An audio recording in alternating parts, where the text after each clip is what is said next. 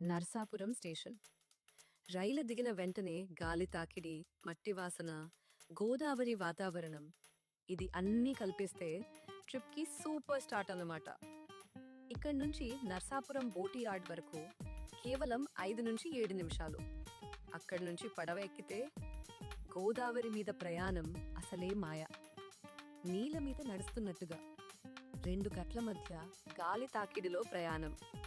మన గోదావరి ప్రాంతానికి ఇదే స్పెషల్ హైలైట్.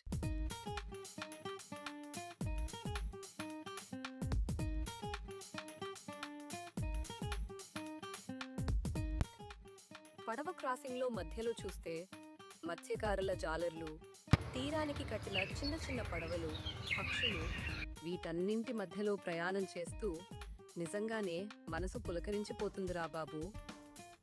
నర్సాపురం నుంచి గోదావరి పడవ ప్రయాణం, ఇదే మన గోదావరి జోన్ అసలైన అందం. ఒకసారి తప్పక చేసేయండి, ఫుల్ మెమరీ అవుతుంది.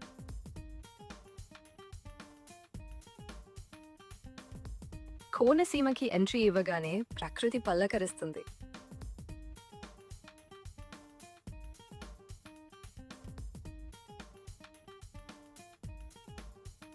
చాలా మంది ప్రకృతి అంటే కేరళ అంటారు గాని ఒక్కసారి కోనసీమ వచ్చి చూడండి, ప్రకృతి అందాలు అంటే తెలుస్తుంది. కోనసీమ అందాలు కోసం subscribe my channel R+4 World.